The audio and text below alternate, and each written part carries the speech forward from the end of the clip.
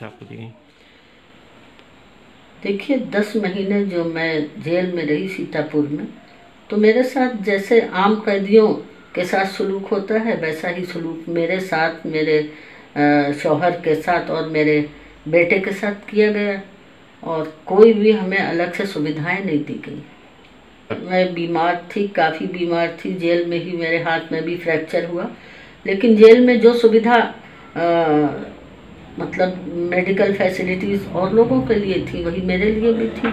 ज़िला चिकित्सालय सीतापुर में प्लास्टर वगैरह चढ़ाया गया और तकरीबन 1 महीने तक वो प्लास्टर चढ़ा रहा। उसके बाद ठीक है, और दवाएं वगैरह कुछ मैं यहाँ से मंगवाती थी और कुछ वहीं से मिल जाती थी। देखिए ये 10 महीने की जो तकलीफ़ें थी इसमें एक एहसास ज़रूर रहा कि कि एक इदारा जो है जौहर विश्वविद्यालय, ये सिर्फ एक रामपुर में इसकी स्थापना तो ज़रूर हुई, लेकिन जाहिर है इससे पूरे देश के बच्चों का ही हित हुआ, इसलिए कि यहाँ सिर्फ रामपुर के बच्चे ही नहीं पढ़ते हैं, बाहर शहरों के भी बच्चे आते हैं। और ये तो शिक्षा देना तो एक बहुत ही एक तरह से पवित्र उद्देश्य है, और किसी भी मुल्क की तरक्की के लिए एजुकेशन जो है उसका प्रचार प्रसार बहुत ज़रूरी है। बस ये एक अफसोस की बात है कि मुझे इसका सिला ये मिला। देखिए मैंने तो ये भी एक बड़ी तकलीफदेह बात है कि जिस शहर में मैंने 32-33 साल एक गजेटेड ऑफिसर थी, मैंने पोस्ट ग्रेजुएट छात्रों छात्राओं को शिक्षा दी। आज भी शहर में और शहर से बाहर भी यकीनन होंगे, और मेरे पढ़ाए हुए स्टूडेंट्स सरकारी नौकरियों में भी होंगे। मैंने यहाँ रज़ा कॉलेज में पढ़ाया, गर्ल्स पोस्ट ग्रेजुएट कॉलेज में पढ़ाया। 60 साल की उम्र में मैं रिटायर हुई, और ये भी शायद एक बहुत ही अजीब सा, बल्कि ये बहुत ही अपने आप में एक उदाहरण ही होगा कि 60 साल तक जिसकी सत्यनिष्ठा खुद गजेटेड ऑफिसर्स ने प्रमाणित की हो, डायरेक्टर हायर एजुकेशन ने प्रमाणित की हो, 60 साल के बाद उसे एक ऐसा क्रिमिनल बना दिया जाए जिसके ऊपर ज़मीन कब्जे के, भैंस चोरी, बकरी चोरी, ये सारे इल्ज़ामात लगाए जाएं।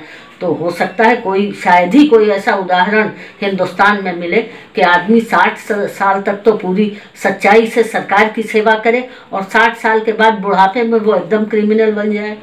तो आपकी मुलाकात वगैरह या किस जी, हफ्ते में एक दिन जब सब लोगों की होती थी मुलाकात, तभी मेरी भी होती थी। इस तरह की कोई बात नहीं, आम मुलाकात तो नहीं होती थी। तो इस तरह कोई आदम खान ने कोई संदेश रामपुर की जनता के, सांसद भी हैं रामपुर से?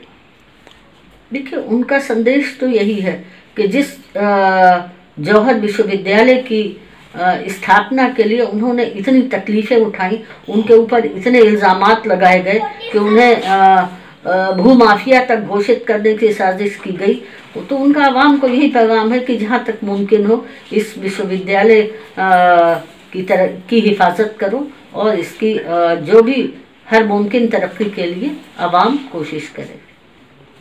उसमें देखना चाहते हैं लगातार मुकदमे ज़रूर दर्ज हुए हैं, लेकिन हमें न्यायपालिका से, जुडिशियरी से इंसाफ मिला है, और हमें आगे भी उम्मीद है कि हमें इंसाफ मिलेगा।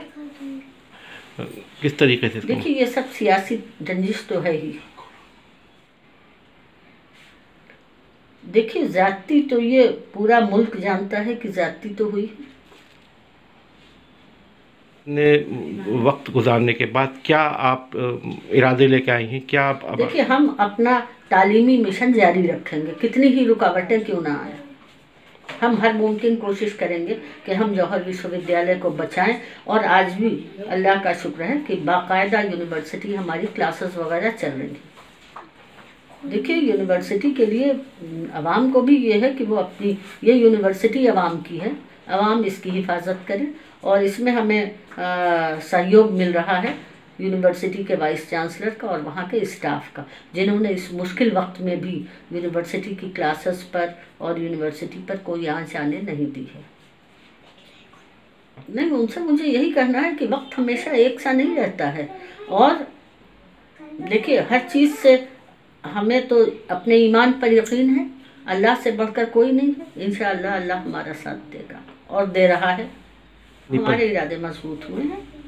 हाँ, लोगों से भी यही मैसेज है कि जो लोग कमज़ोर पड़ रहे हैं या मायूस हैं, उन्हें ये समझ लेना चाहिए कि वक्त हमेशा एक सा नहीं रहता है और अल्लाह ताला ने सज़ा देना शुरू कर दी है। जिले के भी एक समाजवादी से हालांकि अखिलेश बयान भी दे रहे हैं, लेकिन कुछ इसके आप खुद विधायक हैं। पार्टी हमारे साथ है। जैसी भी मतलब मुमकिन मदद हो सकती है पार्टी हमें दे रही है। ये बिल्कुल गलत है।